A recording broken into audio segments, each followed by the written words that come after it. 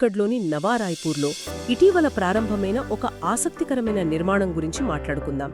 దాని పేరు శాంతి శిఖర్. అవును, ఇది బ్రహ్మకుమారి సంస్థ వాళ్ళు నిర్మించారు. ప్రశాంత ప్రపంచం కోసం అకాడమీ అని పిలుస్తున్నారు. ఇది కేవలం ఒక అందమైన భవనం కాదు కదా వారి దృష్టిలో. అంటే ఆధ్యాత్మికత, ఆధునిక సౌకర్యాలు, సేవ, ఈ మూడింటి కలయిక అన్నమాట.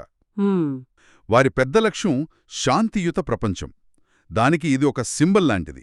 ప్రధాని కూడా ప్రారంభోత్సవానికి వచ్చారంటే దాని ప్రాధాన్యత అర్థం చేసుకోవచ్చు. కరెక్ట్. ఒక భావనకు రూపమిచ్చారన్నమాట. సరే, మరి ఈ శాంతి శిఖర్ అసలు ఉద్దేశమేంటి? కేవలం మెడిటేషన్ కోసమా, లేక వేరే యాక్టివిటీస్ కూడా ఉంటాయా? మంచి ప్రశ్న. ఇది ప్రధానంగా academy for a peaceful world కదా. అంటే జీవన నైపుణ్యాలలో శ్రేష్ఠతను పెంచే ఒక సంస్థ లాంటిది.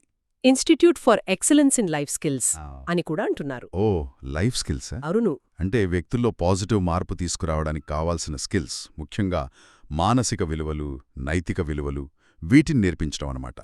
పిల్లలు, యువత, పెద్దలు అందరికీ ఉపయోగపడేలా. అంటే అందరికీ వర్తిస్తుంది.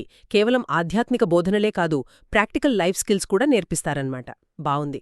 మరి ఈ కొత్త బిల్డింగ్ ఎలా ఉంది?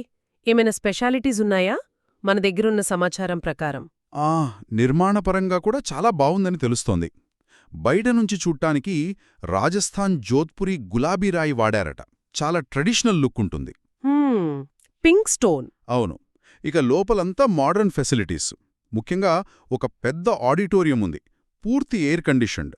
ఎంతమంది పట్టొచ్చు సుమారుగా? 1100 మంది దాకా కూర్చోవచ్చట. చాలా పెద్ద సంఖ్య అది. అబ్బా, అంటే పెద్ద పెద్ద కాన్ఫరెన్సులు, ప్రోగ్రామ్స్ చేయడానికి బావుంటుందన్నమాట. ఖచ్చితంగా. అంతేకాదు, చిన్న గ్రూప్స్ కోసం సెమినార్ హాల్లు, వర్క్షాప్ రూమ్స్ కూడా ఉన్నాయి, మంచి టెక్నాలజీతో. ఓకే. ఇంకా మెడిటేషన్ కోసం, ఆత్మ పరిశీలన కోసం చాలా ప్రశాంతంగా ఉండే మెడిటేషన్ రూమ్స్ ఉన్నాయట. వీటితో పాటు పర్సనల్ కౌన్సిలింగ్ లాంటి వాటికి అవేకెనింగ్ స్పేస్ అని ఒక ప్రత్యేకమైన చోటు కూడా ఉందట. ఆ పేర్లోనే ఉంది కదా, మేల్కొల్పు కోసమని. Awakening space. ఇంట్రెస్టింగ్గా ఉంది పేరు.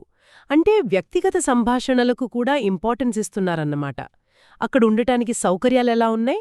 ఉన్నాయి. సుమారు 100 మంది ఉండటానికి భోజన వసతి కూడా ఉందట. అంటే కొన్ని రోజులు అక్కడే ఉండి ట్రైనింగ్ ప్రోగ్రామ్స్లో పూర్తిగా ఇన్వాల్వ్ అవ్వచ్చు. ఒక రిట్రీట్ లాగా ఫీల్ అవ్వచ్చు. సరే, మొత్తంగా చూస్తే పాత ఆధ్యాత్మిక జ్ఞానాన్ని, కొత్త టెక్నాలజీని కలపటానికి ప్రయత్నించినట్లు కనిపిస్తోంది. అవును, అదే వాళ్ల ప్రయత్నం. ఇప్పుడు ఈ ప్రారంభోత్సవ కార్యక్రమం గురించి మాట్లాడుకుందాం. ఇది కూడా ఒక స్పెషల్ డే నాడు జరిగిందంటున్నారు కదా, ఏంటా వివరాలు? అవును, అది ఛత్తీస్గఢ్ రాష్ట్రం ఏర్పడి సరిగ్గా 25 ఏళ్లు పూర్తయిన రోజు. అంటే రాష్ట్ర సిల్వర్ జూబిలీ అన్నమాట. ఆ రోజున ప్రధాని మోడీ చేతుల మీదుగా ప్రారంభించారు. ఓ, స్టేట్ ఫార్మేషన్ డే నాడు. యాదృచ్ఛికమా లేక ప్లాన్ చేశారో? అది మనకు తెలీదుగాని వేడుకలో ప్రధాని 75వ జన్మదినాన్ని కూడా గుర్తు చేసుకున్నారని ఒక ప్రస్తావన వచ్చింది. ఓకే. రాష్ట్ర ఏర్పాటు దినోత్సవం, ప్రధాని ప్రారంభించడం, ఇవన్నీ ప్రాధాన్యతను పెంచాయి. ప్రధానితో పాటు ఇంకెవరున్నారు స్టేజ్ మీద? ఛత్తీస్గఢ్ గవర్నర్, ముఖ్యమంత్రి విష్ణుదేవ్ సాయ్, తర్వాత బ్రహ్మకుమారిల అడిషనల్ చీఫ్ అడ్మినిస్ట్రేటర్ రాజయోగిని జయంతీ దీదీ, ఇలా ముఖ్యమైన వాళ్లంతా పాల్గొన్నారు.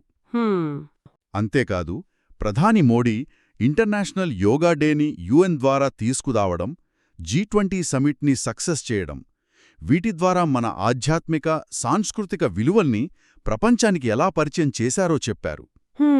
బ్రహ్మకుమారీలు కూడా ఎన్నో ఏళ్లుగా అదే పని చేస్తున్నారని, ఈ విషయంలో ఇద్దరి లక్ష్యాలు ఒకటే అన్నట్లు ఆమె మాట్లాడారు. అంటే గవర్నమెంట్ పరంగా ప్రధాని చేస్తున్న పనికి, స్పిరిచువల్గా బ్రహ్మకుమారీలు చేస్తున్న పనికి ఒక కనెక్షన్ చూపించారన్నమాట.